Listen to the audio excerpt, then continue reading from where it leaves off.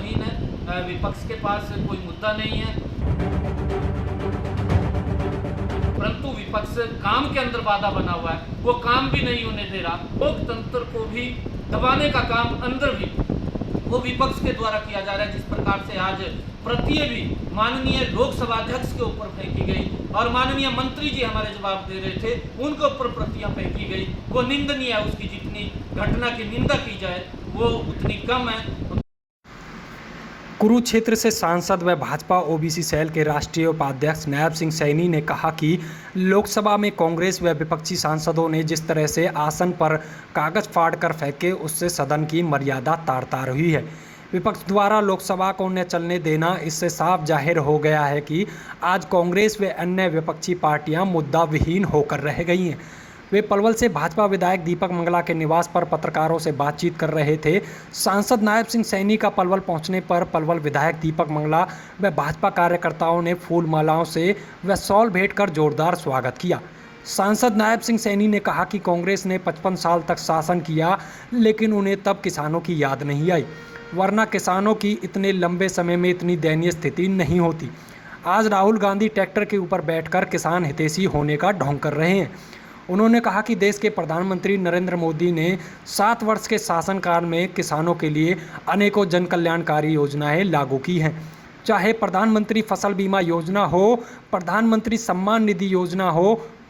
उन्होंने कहा कि केंद्र की भाजपा सरकार लगातार किसानों के लिए जन कल्याणकारी योजनाएं बना रही है ताकि किसानों की आय को बढ़ाया जा सके। सांसद नायब सिंह सैनी ने कहा कि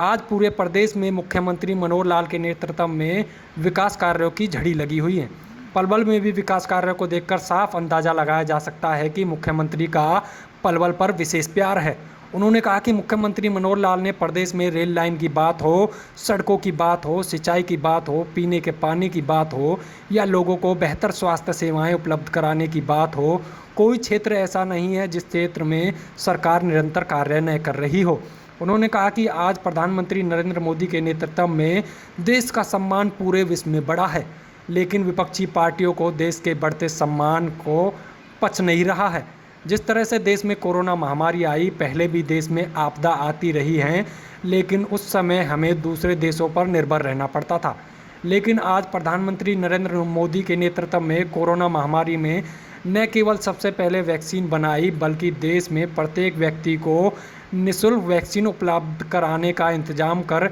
इस महामारी पर रोक लगाने का काम किया गया है।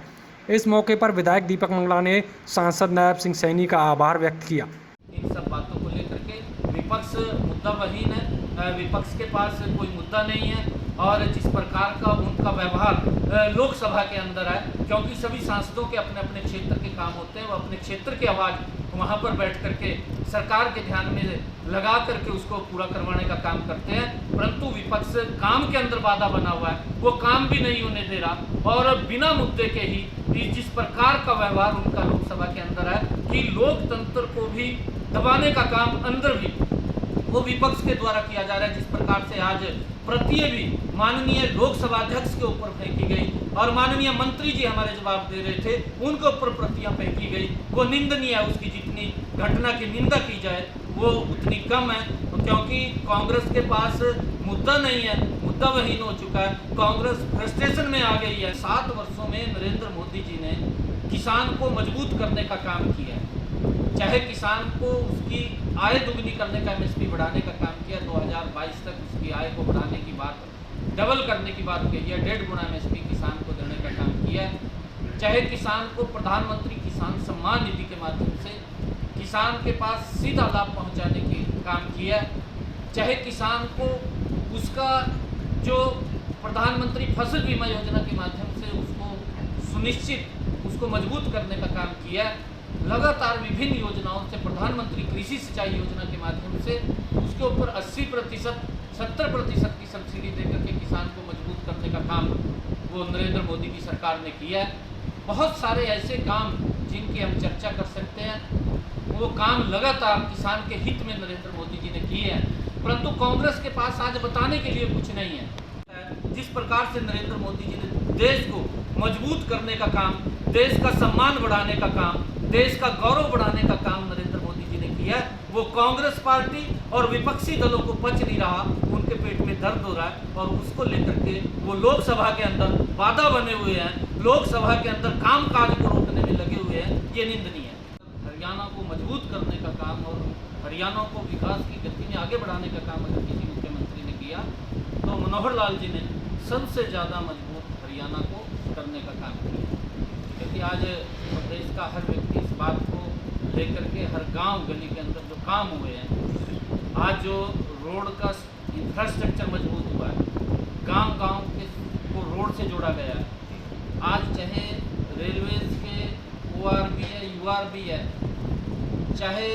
बहुत लंबित पड़ी काफ़ी लंबे समय की समस्याएं थी, उन समस्याओं का समाधान करने की बात है, या लोगों को जन सुविधाएं पहुंचाने की बात है, सबसे ज़्यादा काम अगर मजबूती से किसी ने किया तो मनोहर लाल जी ने किया है। मैं ये मानता हूँ कि सबसे ज़्यादा